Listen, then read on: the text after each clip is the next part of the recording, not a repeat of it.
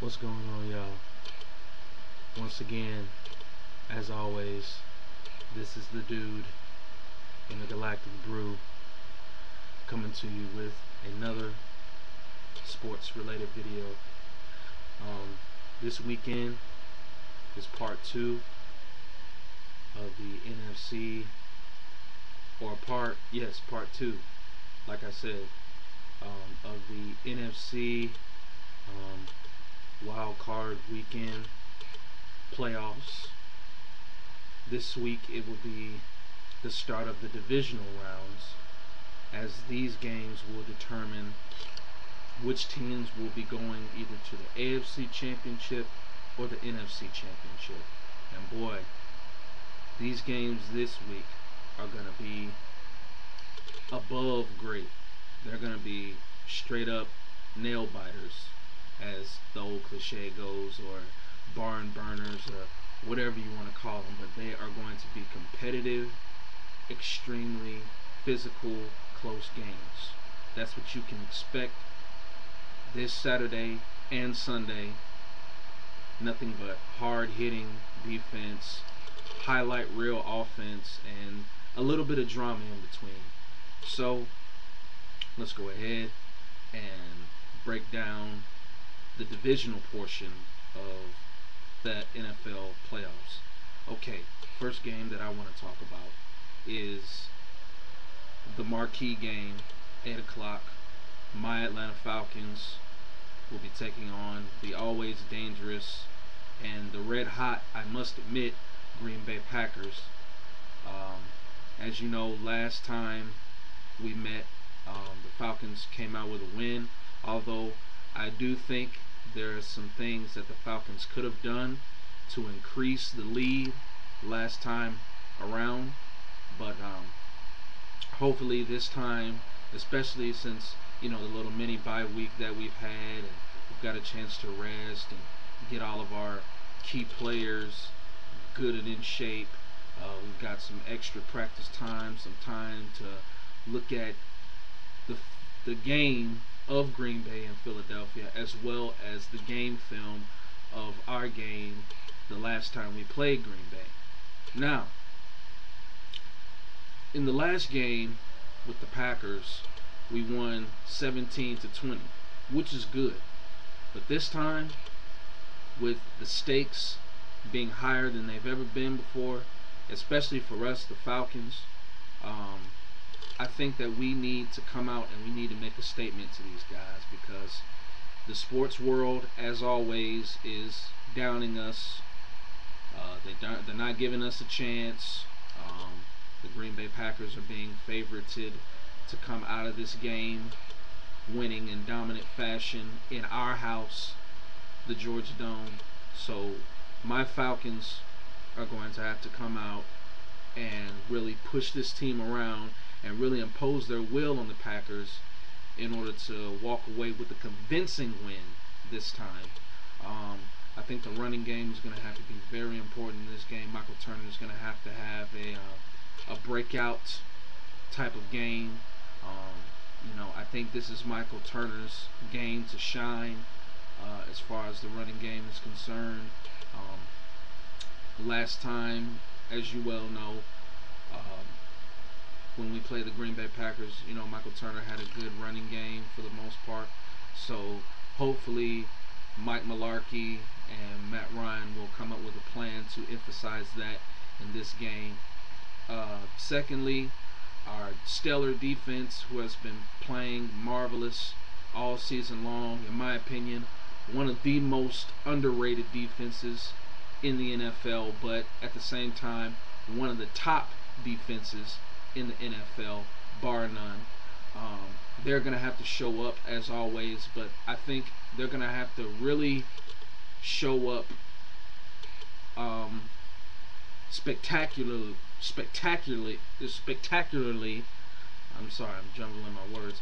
They're going to have to show up in spectacular fashion this Saturday night. Reason being, because Aaron Rodgers is such an elusive, unpredictable quarterback. It might be certain times where he just might pass the ball throughout the game. It may be certain times where he might run the ball throughout the game. So we're really going to have a bird's eye view on this guy and keep him tracked down in every technique that he decides to use on us, whether it's running or whether it's passing. And secondly, while we're doing that, we're going to have to, at the same time, find a way to put this guy on the turf. And I know it's possible, but we're just going to have to, find the gap, and we're going to have to run through that gap and get Aaron Rodgers off the field as quick as possible. Because the quicker Aaron Rodgers is off the field, being the dangerous quarterback that he is, the better our chances will be of winning this game. Secondly,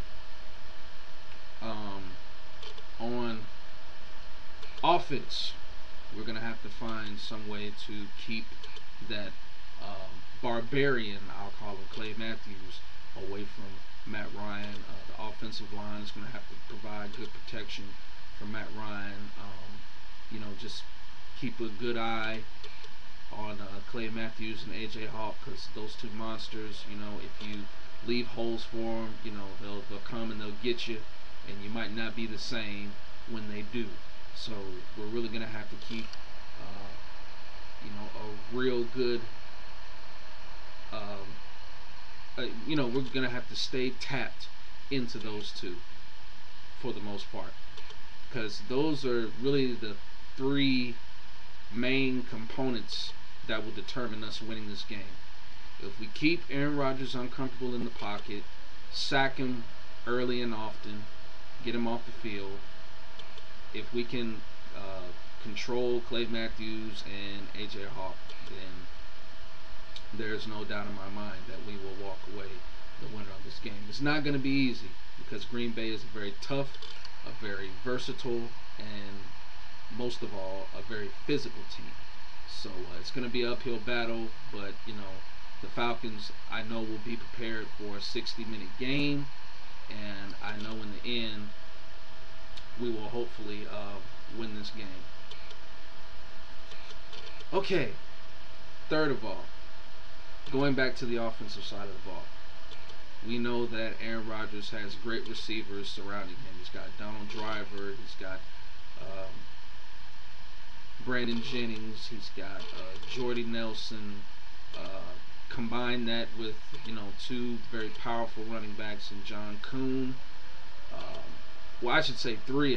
John Kuhn, Brandon Jackson, and the recent emergence of James Starks. So the offensive line is really gonna, have a full day's work ahead of them, so to speak. Try to keep those guys from running the ball down our throat, and just really tire them out, and wear them down. Our defensive backs are gonna have to really shut down Brandon Jennings and Donald Driver, because I believe those are probably the two, I should say, most lethal wide receivers that Aaron Rodgers has, and I know he's going to try to go to them a lot in this game. So we've got to meet him head on and try to limit those guys to as less, I should say, receptions as possible, because if they get going, man, we're going to be in a world of trouble. I guarantee you that. So Dante Robinson, Brent Grimes, they're really going to have to, be the enforcers, the prime enforcers, in the open field for this one. And they're going to have to find some way to, like I said, limit those guys to as less catches as possible, so yeah. But hopefully Aaron Rodgers will go underneath and not try to throw it high. Hopefully he'll throw it accurate, and it'll be good enough for either Brent Grimes or Dante Robinson to pick it off, because Dante and Brent are some of the fastest defensive backs in the NFL. So if Aaron Rodgers can somehow get it in their range, for them to intercept it, that'll be awesome. But for the most part, I like the Falcons' chances. We're playing at home, and as we know, the Dirty Bird Dynasty, as I call them, is going to be in full effect. They're going to be loud. They're going to be rabid as always. Hopefully, we'll get a couple of false starts from the Green Bay offense. That'll be a huge feather in our cap, and just hopefully we can edge this one out and come out with the win and prove all of these doubters wrong. Okay, then before that game happens, we are going to see the trilogy of the Ravens and the Steelers. It's really no real breakdown of this game. I mean, it's going to be a defensive battle through and through. I would give the edge to the Baltimore Ravens offense slightly because I think they have more athletic and they have a little bit more guys that can make plays on the offensive line. You got Derek Mason, you got TJ Husmanzada, you got Anquan Bolden, the Super Bowl veteran of this team. You got Ray Rice, you got Willis McGahee. And you got Todd Heap too. So they've really got a sound foundation for Joe Flacco to work with. So I think as far as the offense is concerned, I would give Baltimore the slight edge. At the same time, Pittsburgh, they're always gritty. They're a nasty, hard-hitting defensive team, and they're just going to be in your face, coming for your neck all game long. Will Terrell Suggs and Ray Lewis be able to stop Ben Roethlisberger? Who knows? Maybe, I mean, because Big Ben, he's pretty strong, with that 6'5", 300 and something pound frame of his. So it'll be interesting to see, what type of plays we use or they use, I should say, to stop Big Ben. Maybe blitz him. Who knows? But Ben Roethlisberger, he's just that darn good that, even when he is tangled up, he still finds some way to fire that ball off. So it'll be interesting to see, what role they play. Ray Lewis and Terrell Suggs, that is, in stopping Roethlisberger. They really shouldn't have a problem with the offense. As far as the Ravens defense is concerned, the only two guys you probably have to worry about is Hines Ward and Mike Wallace. Specifically Mike Wallace because he runs good routes and he can catch the ball pretty high and stuff. So I would say the one guy that they mostly would have to cover is Mike Wallace, because Hines Ward, he's he pretty much hasn't been involved in the offense too much this year. Ben Roethlisberger hasn't gone to him too much, so I don't expect that in this game. But if he does, they probably might want to watch out for him. But Mike Wallace is going to be the threat in this game for sure. I think that the Ravens are motivated for this game. I think they really have something to prove. I think they're playing with a chip on their shoulder, being that they haven't been able to beat the Pittsburgh Steelers with Ben Roethlisberger in the lineup. So I'm actually going to go for the Ravens in this game. And it's going to be close. I don't know what the score is going to be, but I think that defense is going to find a way to shut down Mike Wallace. And I think that they might find a way to get Big Ben down. I mean, it's been done and it can be done. So I'm going to give the Ravens a chance in that. Although I'm not counting out the Steelers because they are at home, and they always seem to rise to the occasion when they are at home. And also, Troy Polamalu, he's always a factor, when you're talking about the Steelers. So not down the Steelers, but I just have a sinking feeling this is the Ravens' time, especially this is the third time they're meeting.